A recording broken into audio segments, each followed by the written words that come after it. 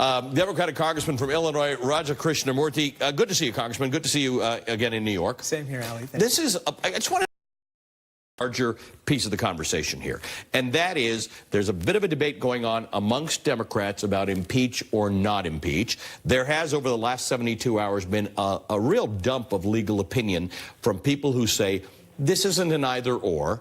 Congress has got to investigate. Impeachment is the process of figuring that all out. But it sounds like what I just articulated is Congress looking for information, and if they get answers, they may have to take action.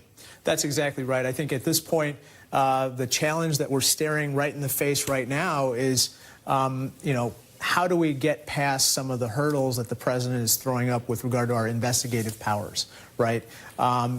Supreme Courts, numerous legal precedent have said that Congress has the power to investigate, the power to issue subpoenas, and the power to hold people in contempt, as long as there's a valid legislative purpose, which there is behind all of these measures that you talked about. But their responses to all of these things, like Richard Neal asking for the taxes, is that the letter literally from Donald Trump's lawyers is that you don't have a legitimate legislative reason for it. So in other words, that's what they just keep on saying. You can't do it. We have executive privilege. You don't have a reason. So where does it go? You're a lawyer. Where does it go? Well, it would go to the courts, right? And in the courts, they would look to the precedent, which interprets this very broadly. Legislative purpose could also be the purpose of exposing wrongdoing. If a taxpayer is not paying what they should be paying in their taxes, that's obviously wrongdoing.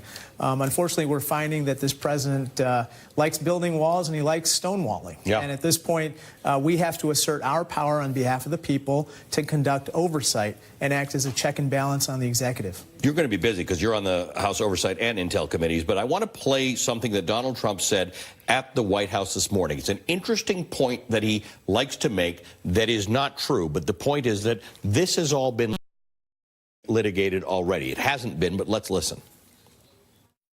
They checked my financials and they checked my taxes, I assume. It was the most thorough investigation probably in the history of our country. I think I read where they interviewed 500 people. I say it's enough. They should be really focused on legislation, not the things that have been, this has been litigated. A few things that he said there. First of all, they checked my taxes. I don't know who the they is in this sentence, but I wasn't in that room. And then I say it's enough. We're not built on a system where you get to say it's enough.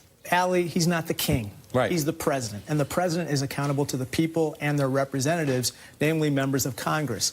He talks about the Mueller report as if that's period, end of story. However, Mr. Mueller himself tees up a number of issues for Congress to further investigate, specifically the issues related to obstruction of justice and other issues. We need to see the full unredacted report. 80% of the 1,000 redactions in that report are in Volume 1, which has to do with Russian interference in our democracy. 11 of the 14 referrals to other jurisdictions for further investigation of wrongdoing have been completely blacked out in the appendices. We need to know what they say in order for us to do our jobs. Let me just ask you about the next stage. What are your constituents telling you? Because people are drawing a line between pursuing impeachment or dealing with Donald Trump in the next election. And it does seem like this is a matter of shades of gray as opposed to black and white. Yeah, I think that people are obviously of different minds with regard to the ultimate issue of impeachment. But most people are in unison with regard to the next steps of investigation, which is we need to hear from Bob Mueller with regard to his report. We need to see the full report so we know what exactly happened doing and how to prevent it. And crucially, how do we prevent Russian interference in the 2020 election? Do you have any of your constituents saying, guys, honestly, just stop and get on with other things? I haven't heard that. Obviously, some partisans who've been with the president might say that, but the vast majority are saying, okay, we saw the report. We want to hear from Mr. Mueller himself. And, the sentiment, I've had town halls, is that, the president's problem is not with the Democrats. It's sometimes with the Constitution itself. It's our system of checks and balances. That's what he has a problem with. And that, unfortunately, is a problem that he's not going to be able to surmount. That's why we have to vindicate our powers and the powers of the people, perhaps in the court.